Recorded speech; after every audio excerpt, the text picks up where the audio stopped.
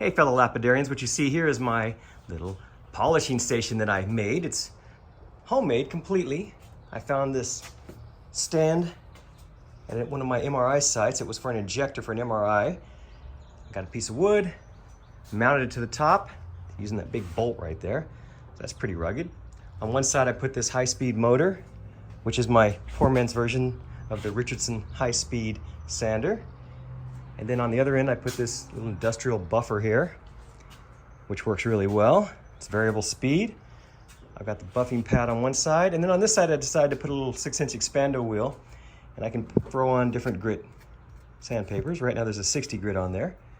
So with this station, I can use this little bull wheel to quickly sand off saw marks of, let's say, a cut Thunderegg. And then I can move over here and go through different grits on this pad here to smooth it out and ultimately polish.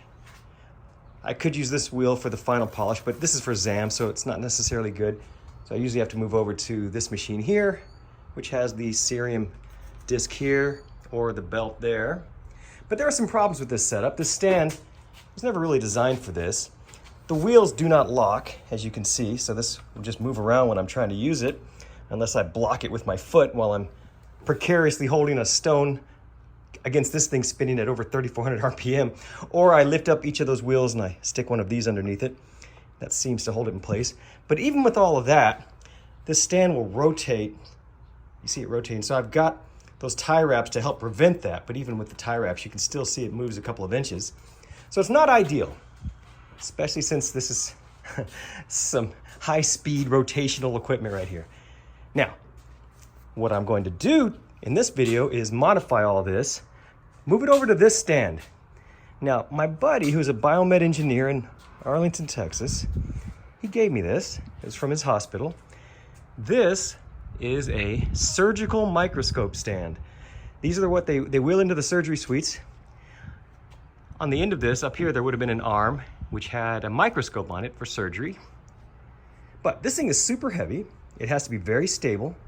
And what you do is you roll it into the surgery. So this is on casters, it rolls. Once you get it in place, you just screw down those knurled knobs right there, and those drop these rubber discs onto the floor. Now this thing weighs a couple hundred pounds. I know because I moved it here. It was very heavy. Once you lock those wheels down, or those little rubber stoppers down, this won't move. So my goal in this video is to take my existing setup right there, transfer it over to this. I've already partially disassembled this thing. So for example, I can take this top off here. Felt right on my foot. And then I can use this to mount that. So that'll be my plan. I'm gonna go ahead and try to get this moved over so I can make this nice and stable. And then I'm gonna modify this a little bit more. I'll show you that at the end to make this a true one-stop shop for polishing things like Thundereggs. My project is all finished. Ladies and gentlemen, let me introduce to you the Thunderegg Polisher 9000. What do you think? This is the all-in-one sander polisher. I mounted this setup that I had onto this stand, which is much more robust. And as you can see, I included a little accessory holder down here, held on via these tie wraps, along with this power strip here. So there's just one cord to plug in, which allows me to fire this thing up. And over here, I've got this little poor man's version of a bull wheel. Right now, I've got the 60 grit on there. Over here, what I did is I added this 8-inch felt pad, which is charged with tin oxide right now. As you can see, I just had to get an adapter and a little extender there. I put my little water bucket mounts on all 4 corners so I can move this around to cool off the rocks. I added this inspection lamp here, which is lighted. That'll really help my old eyes. And of course, as before, we have this poor man's version of the Richardson Ranch high-speed sander. So will this all work? I don't know, let's give it a shot. Let me go ahead and grab a couple of Thundereggs and see if we can get a good polish on them. I grabbed these two. As you can see, this one was poorly cut, has a big notch right there that'll need to be sanded down. This one had a good cut. It's really smooth actually, won't require as much. Let's try these. I got both of these from a Facebook seller. These were already cut when I got them. Let's see what kind of polish we can get on these. All right, let's see if we can knock out this ridge right here.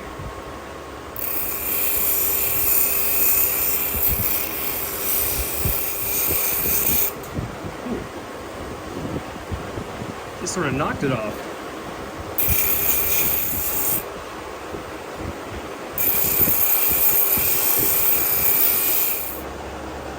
I think that's looking pretty good. Let's try the other one now. This one's pretty smooth to start with, so it won't take much here.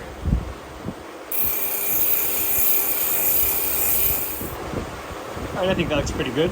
Now let's change belts. I'm gonna take off the 60.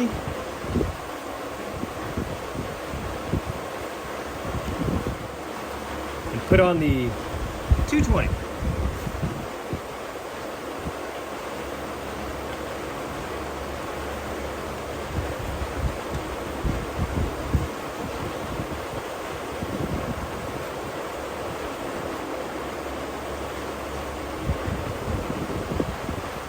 Let's fire it back up.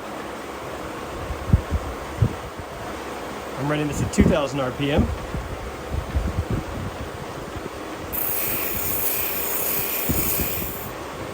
I think that's looking pretty good. Let's try the other one.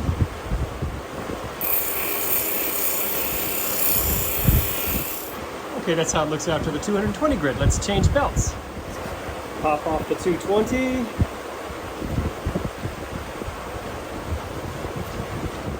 And let's go with the 400.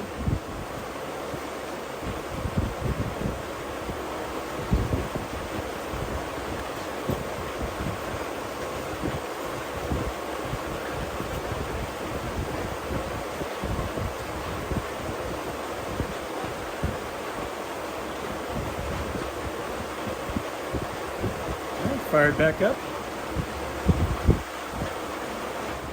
Let's hit this with 400. Okay, I'm happy with that. Let's get the other one. Okay, let's switch over to the high-speed sander. I've got 1,000 grit on there now. Let's fire it up. Move the bucket over, of course. And let's get started.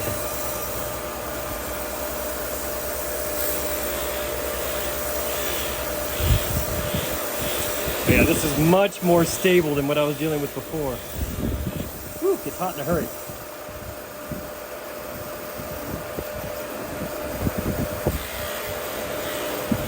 It's actually starting to get a decent shine at 1,000. I'm gonna do a little bit more, then we're gonna move on to that tin oxide. Yeah, so that's after 1,000 grit. That's dry, so I think this one's ready for the tin oxide. Let's try the next one.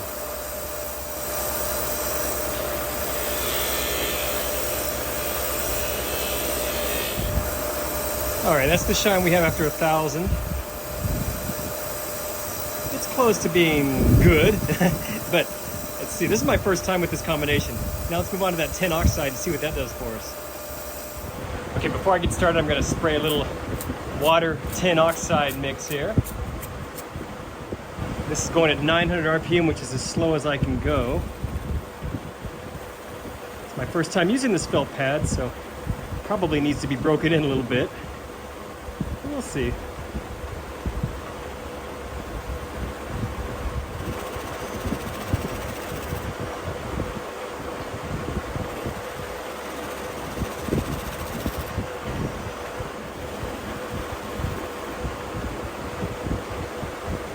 It's starting to get a good shine.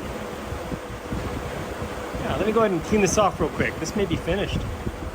Notice how it looks rinsed off, cleaned up. There's still a little bit of the white tin oxide, but overall I'm happy with it. That was a quick job, the sanding and polishing, and I'm still fooling around with the different grits, but I think this might be a pretty good solution for an all-in-one sanding and polishing station. Let's try the other one. Get it wet again. And here we go.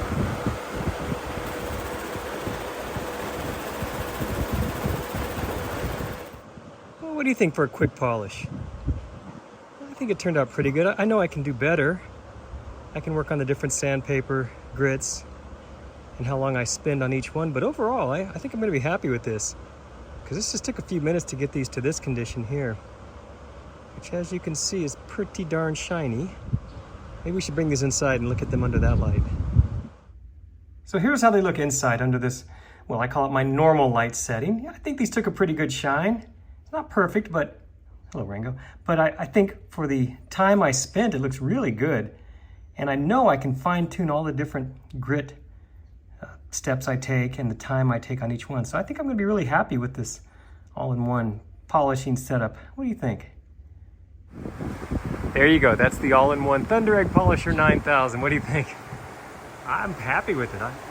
With a little bit of practice, I think this is gonna produce some amazing results. This was just a test run. You can always adjust the different grits and the time I spend on each stage, all that fun stuff. Ultimately, hope to get some really good results. Thanks for watching this video. Hope you enjoyed it.